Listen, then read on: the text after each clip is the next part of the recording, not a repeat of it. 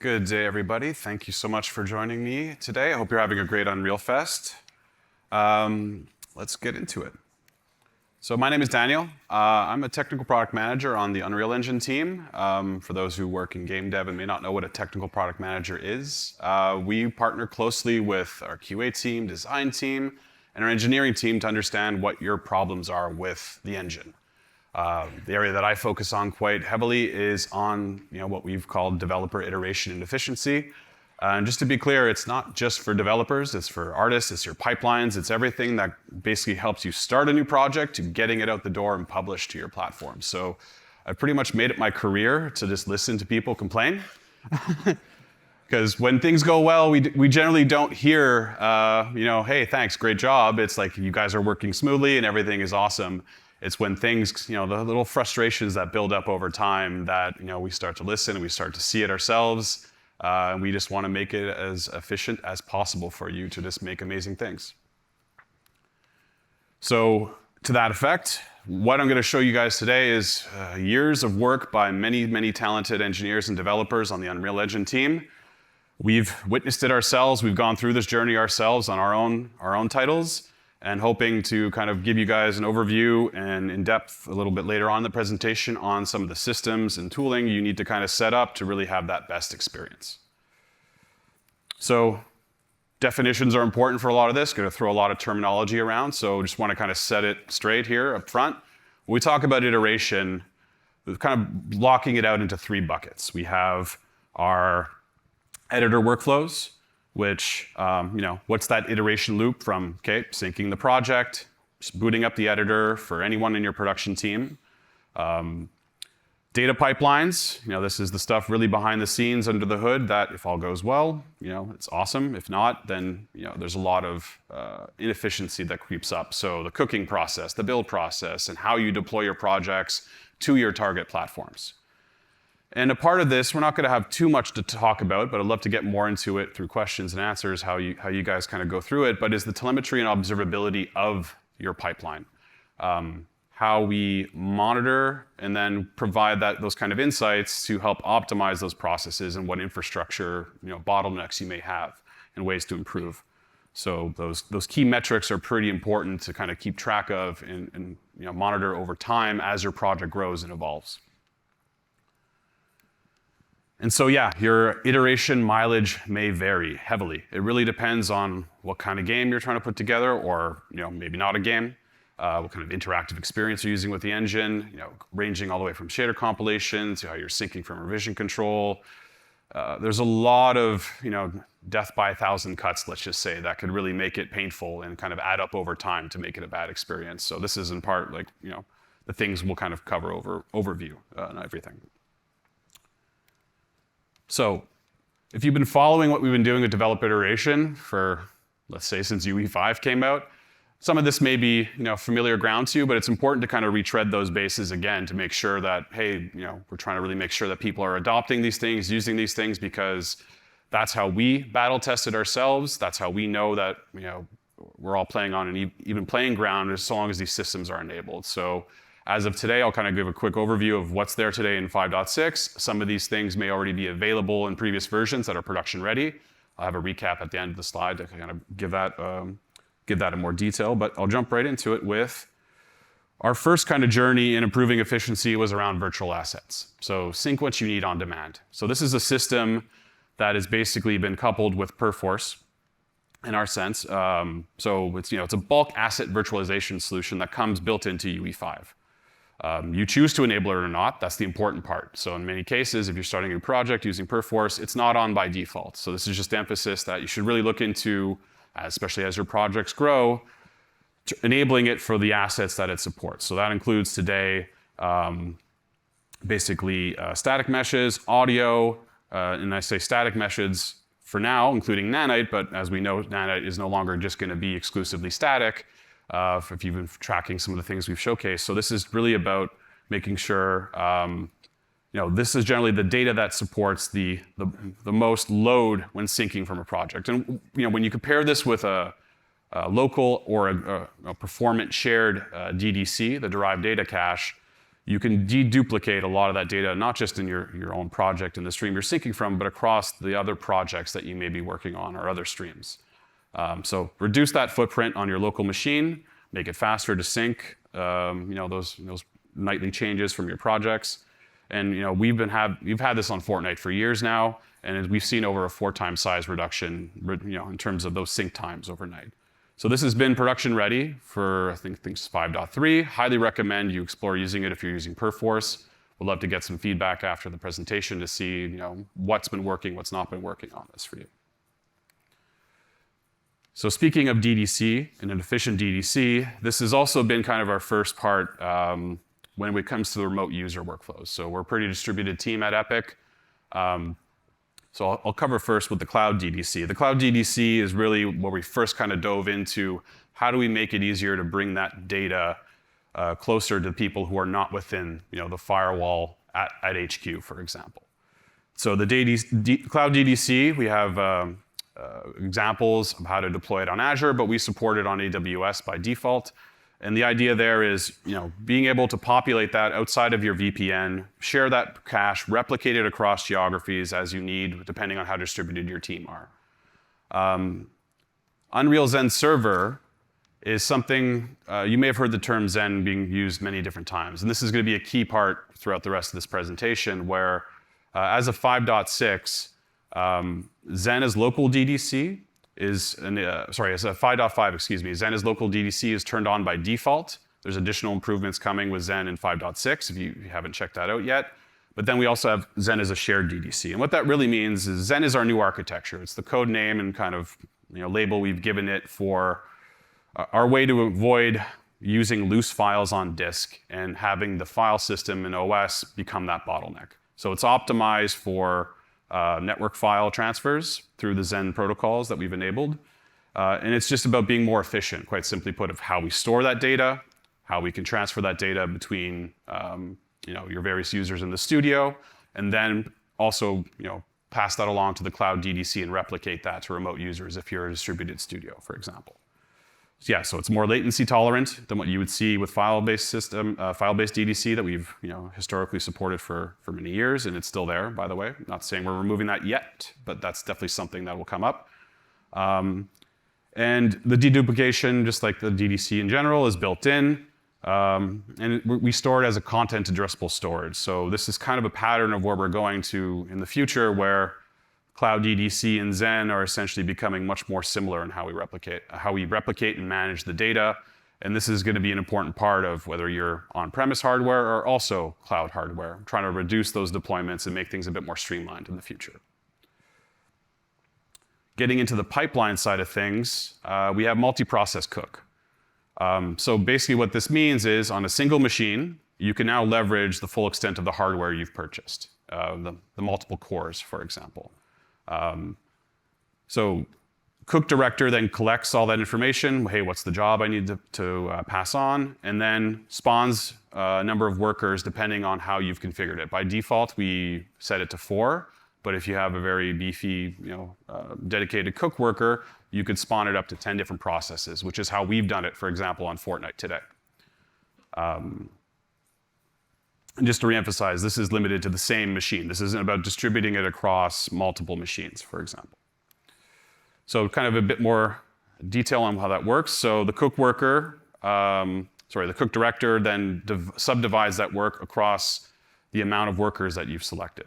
So the legacy cooker is just a linear path. It'll just keep going, one single core, very inefficient. If, for example, the director understands, there's idle workers, you can then reallocate and kind of reassign some of those cook jobs to an available core on the machine to make it even more efficient. Important part to note here is, what you may see, is increase in memory usage. This is a big part of any large-scale project, and you'll notice that become even more of a potentially a problem if, for example, you have dangling pointers in your code. That can get surfaced much more quickly through this operation and much more garbage collection. So the more RAM you can allocate, the better. Having a good page file that can grow and span across drives is pretty important for your anything that you're running on that machine in itself. kind of going back to the editor side of things, again, using that Zen kind of architecture, you may have heard of Zen Loader already from the runtime side. That's been the default since UE 5.0. And so in 5.5, we introduced the Zen Loader for the editor side of things. And what that really means is we're trying to unify the loading paths across both the runtime and the editor. So faster mixing of async and sync calls. Previously, this was unachievable in the editor. It was very much a lot of stalls and bottlenecks and hangs when it came to those loading processes.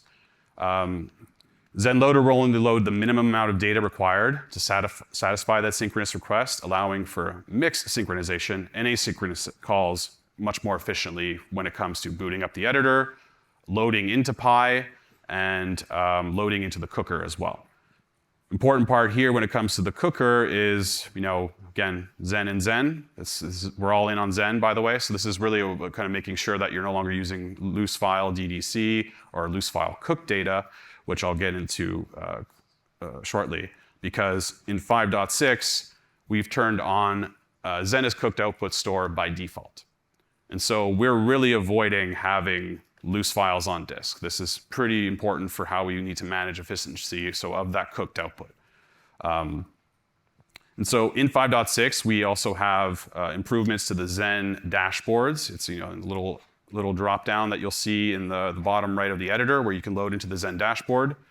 And just like we were doing with DDC, the cooked data that's stored in Zen means no more loose files on disk. It's much more efficient for file and network I/O.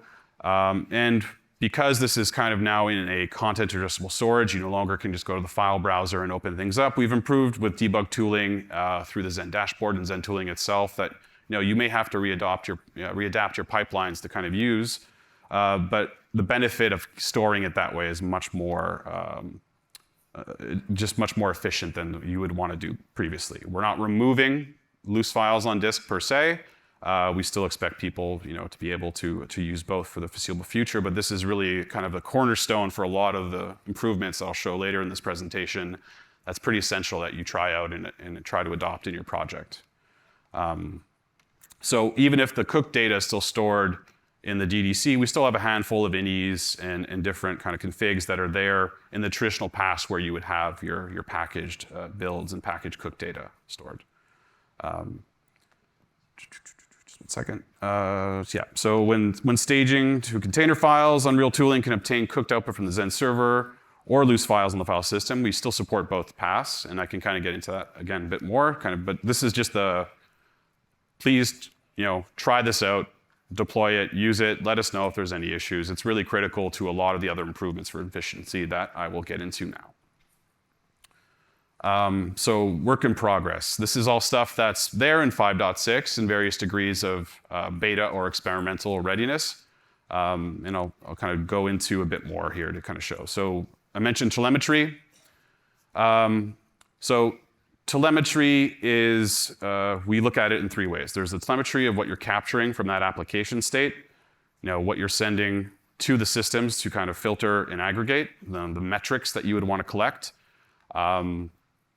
And so the idea here is we really always want to know when efficiency has dropped throughout your project.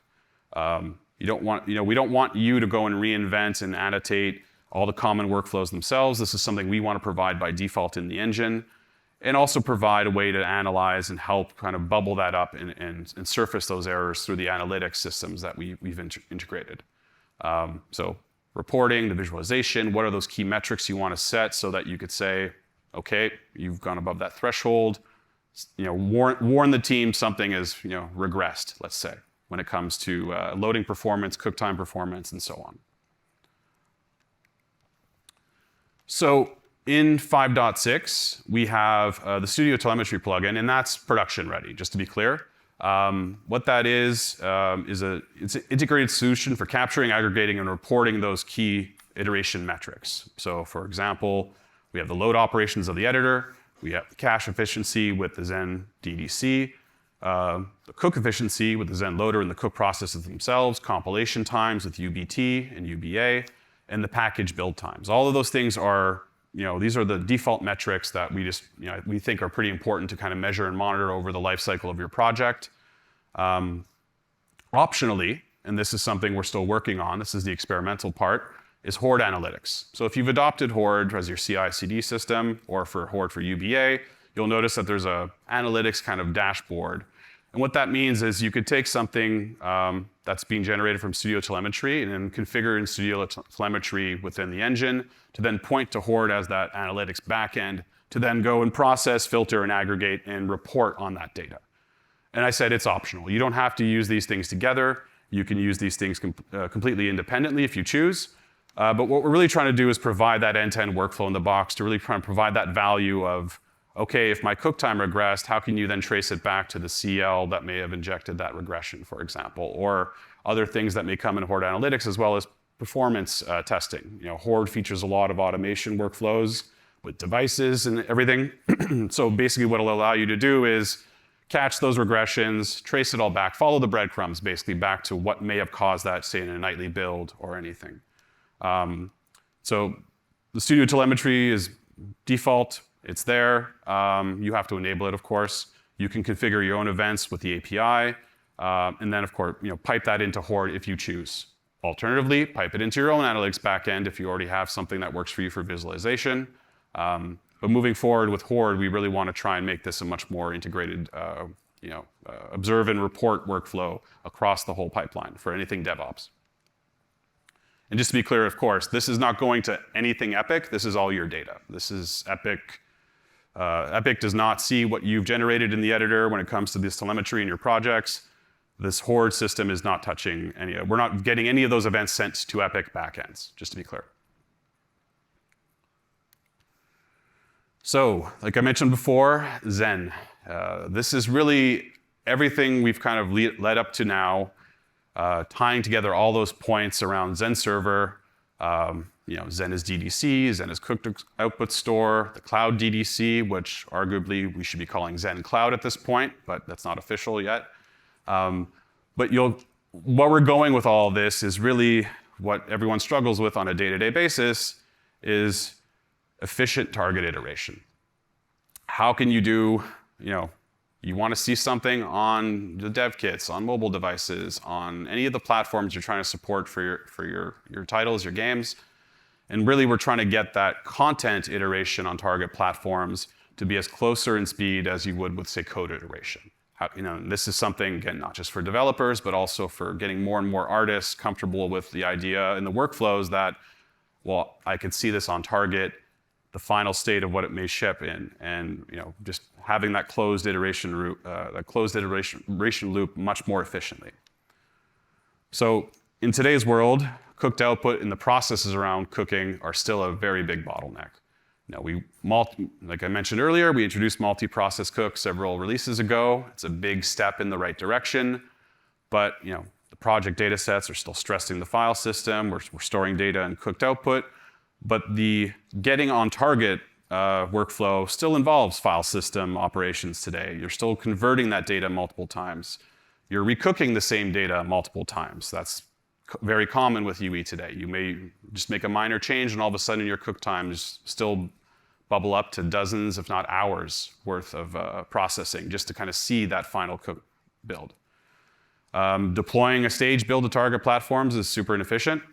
We're copying over gigabytes and gigabytes of data every day to try and see it on a target platform. And so this is where it goes back to all those file system semantics, those blocking operations around read, write, and transactions. Everything that's pretty much happening in today's systems is very much inefficient and doesn't really help with that iteration loop. So, like I mentioned before, cooking, time-consuming. You're saving all that data into the saved cooked platforms. You're transforming it, basically. If you're using the Zen as Cooked Output Store today, you're still transforming it from Zen into loose files on disk. Now you can choose to compress it. When you're doing that stage part of the process, you're copying thousands of thousands of files and executables, potentially compressing those. Again, very lengthy process. Okay, now you want to go see it on your dev kit of your platform of choice. You got to go and deploy and copy that all over. And in the examples I'm about to give you, it's not including the platform packaging aspect of this iteration flow. It's really just what UE is kind of managing from just getting the cooked data, the builds run on target. So broken down a little bit more, this is what it looks like today. Again, I've shown this slide to a few people now lately, and maybe 65 gigs is not really representative of a large-scale title anymore. It's maybe a little conservative, but it's just an example, keep in mind. Data sets may vary. And so, again, kind of breaking that down into a flow, you have the cook processes, you're doing you're pulling it from the DDC, if your DDC's been warmed and prepped before you've initiated that process. You potentially have millions of files. You're then generating that into the stage process where, okay, you want to start compressing that, for example, into a container, copying it all over to the target platform. It's very inefficient. And so, again, going back to Zen, how does Zen help improve that content iteration loop on those target platforms? So first and foremost, we have Zen cook snapshots. So the tagline, "Don't cook what you don't need to," is pretty telling here. So this is, for example, you've run a nightly build that's been produced on the build farm. It's cooked a lot of data. It's storing that into that shared studio Zen server, or potentially someone else has cooked that data and stored it and shared it into the shared Zen server. The idea here is you should be able to get that output very efficiently. So there's many processes you can go through that today and try this out. We're using it in production on Fortnite as we speak. So whether it's from the cloud DDC layer, the shared Zen layer, or even the local Zen layer, you should be able to request and sync that cook snapshot of, let's say, the nightly build, which was generated, and then transfer the deltas that you don't already have locally, for example. You may already have a portion of that cooked data locally. So in 5.6, we've introduced tooling across many different parts of the tooling pipeline that we have. So that's through UAT. You can automate that through UAT. If you're familiar with UShell, it's there in the source. It's not really by default in the editor, but it's just a kind of a wrapper around a lot of the command line interface that we have in UE to make it a bit more user-friendly for developers. And new in 5.6 is the ability through Unreal Game Sync to check that box if you have that good CL that you want to sync. If there's a snapshot for it, you'll be able to pull all the cooked data for that snapshot locally when you're syncing either the source or the precompiled binaries for that CL. I'll get into this a bit more later, but in the project launcher, we also have a redesigned UI that makes this much more approachable for artists, people who don't want to work with command line interfaces and whatnot, just as a way to kind of set those for device profiles to sync the snapshot and put it on target. In the Zen dashboard, there's no visual difference between cooked data and the snapshot. The snapshot is really just that, quite literally, snapshot in time of what you've cooked for your project. And it'll be stored on disk inside the Zen storage, so not loose files. But then you'll have a file that's kind of kept on the side, a metadata file called ue.projectStore as a reference that this was a snapshot, basically. So yes, the entirety of the cooked output for that target platform. They do not contain executables for that target platform, so you need to build those separately. And so yeah, that descriptor file is be the key if this was a snapshot from the build farm, is something you can kind of track and monitor if you're really wanting to introspect, if that cooked data was successfully synced or not. So next up, you've synced your snapshot. Let's say it's a full cook of the game you want to test out. We've introduced Zen streaming. So this is beta in UE 5.6. You may have seen this in UE 5.5 as well, but it's much more robust in 5.6, which is why we're confident to kind of call it beta, because we're on that path to production readiness with it. So everything we went through before with you're transferring the data from the Zen server to loose files on disk to then deploying on target, you don't have to do any more when you're iterating. So the goal here is really about minimizing those data transformations. You skip all those unnecessary steps and processes for just that iteration part. I want to see it on target as quick as possible. How can I get my data to the platform, loaded, and start playing the game? So we're skipping the staging and container phase, skipping the copying entirely of the entire data. The only thing that's copied over to the device is the executable and some configuration files to then point to the Zen server, where let's say it's a dev kit. It'll point to the Zen server for all of that cooked data and stream it over the network. So there's a remote kind of workflow involved here. Something to keep in mind. If it's a dev kit under the desk, you could plug it in directly, or potentially going through a network switch, for example. Something to keep in mind. So breaking that down, today without streaming, today with Zen streaming. And so skipping all those unnecessary steps, you're only copying over the game executable, and all of the data is streamed over that network or USB link to the target device. So you can play on target much faster. Breaking that down into actual numbers, what we've tested in Fortnite, kind of show you an example of a Gen 9 console over a 10 gigabit Ethernet connection. The main important part here is you see the staging part is we've shaved off about close to 19 minutes worth of, this again, about 90 gigs worth of data. Zen only needs to have the executable. And everything you're seeing here is an accelerated replay, so it's a bit fast, but the idea here is all the assets have been streamed or are streaming to the target device on the fly, on demand. The engine is just calling it as it's needed and loading it as we go. The deployment phase, again, shaves off a nice little chunk of time, close to 7 minutes, where you may see a slight little increase in time as the boot and load. That's simply because of just establishing that connection from the game dev kit itself to the Zen server on your network. But overall, taking something that took close to 27 minutes to just, hey, I already have all the cooked data.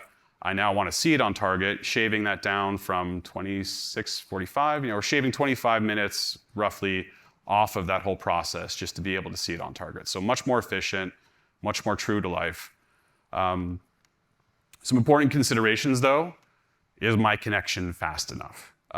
So this is depending on the hardware you're using, depending on the network, if you're in a studio or if you're doing this just as a solo dev under your desk.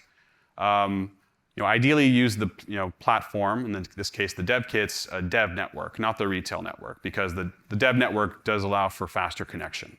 If you're using a mobile device, ideally in a perfect world, you use a mobile device that supports USB 3.2, for example, something that can stream much more higher data rates, whether that's on iOS or Android.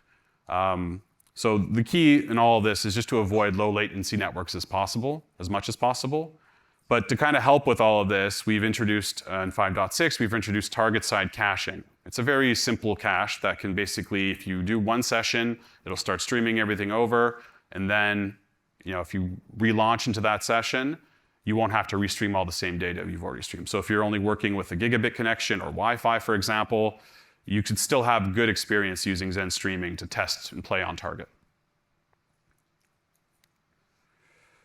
But of course, everything I just went through assumes you have all your cooked data. Everything is ready to go. You want to test it. Cook times are still really long in most cases. And often what we hear is, I'll stick to Pi. I'm not going to go and wait 30 minutes or longer just to try something out. I need to iterate quickly. They'll load into Pi and bear through the load times to get into Pi, for example. So what's really net new in 5.6 here is incremental cook. And so, again, the philosophy here is only cook what needs to be cooked. This has been a long time goal for UE. And you may have already seen iterative cook has some flags and options you can enable. But the major problem with iterative cook today in the engine is it didn't recognize all those dependencies. The class schema, for example, how everything across the engine basically, we couldn't even introspect that data from the cooked output, what was cooked already, all the way through to trying to deploy it on target. It was very much an unreliable process. Many studios have tried to work around and build their own systems, and we're making it a commitment to kind of get this rock solid into the engine for the iteration workflows. So get that base cook, basically from whether you cooked it locally yourself or you synchronize that Zen snapshot from a build pipeline or from another user, and only increment what needs to be changed on top of that. So you can then stream to target, get on target much faster, iterate much quickly, and so on. So you can opt into it from the command line through cook incremental. So all native engine types will be incrementally cooked by default unless denied. And that can be defined in the engine root base editor, ini.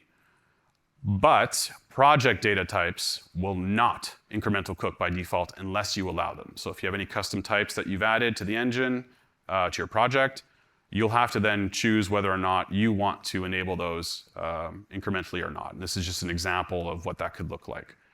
Custom class, for example, is something we've tested. We have other things in Fortnite, for example, that we don't incrementally cook yet, because the important part with all this is just the dependencies and the asset types and how we're managing all this.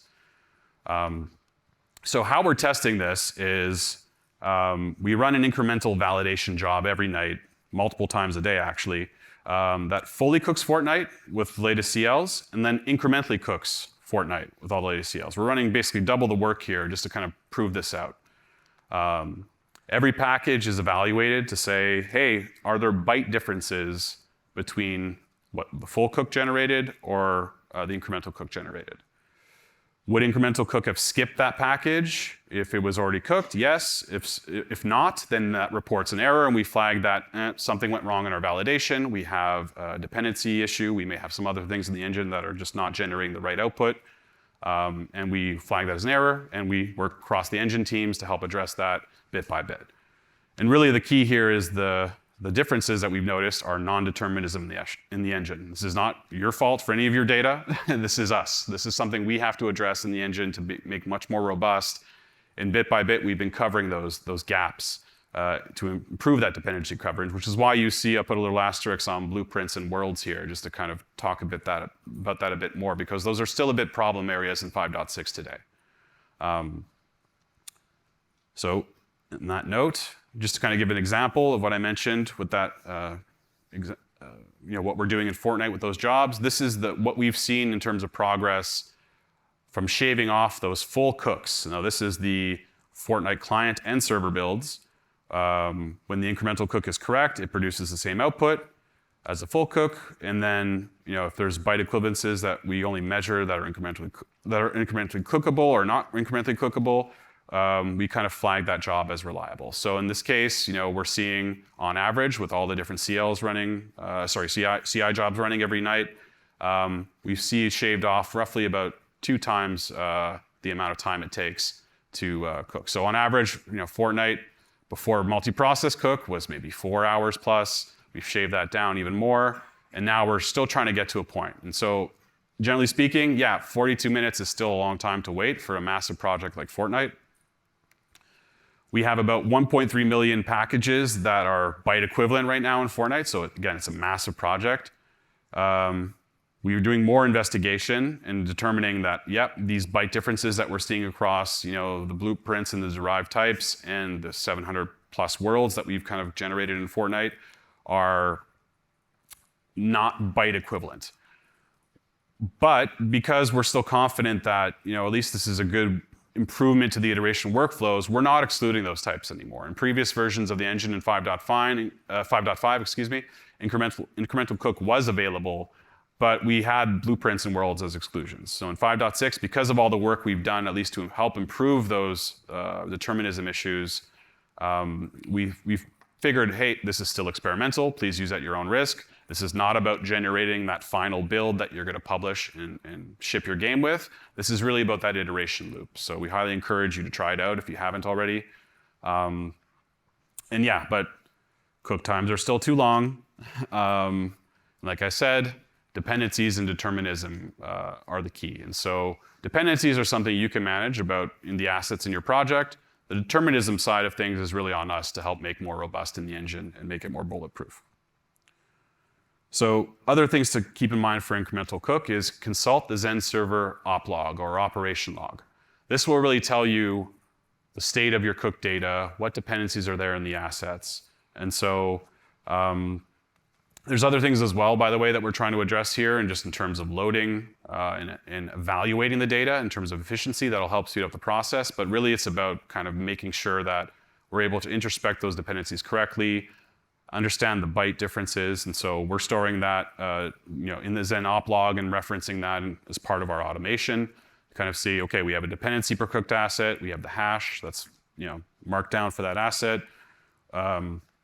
Previously cooked assets will skip automatically if we were able to detect that there's no difference.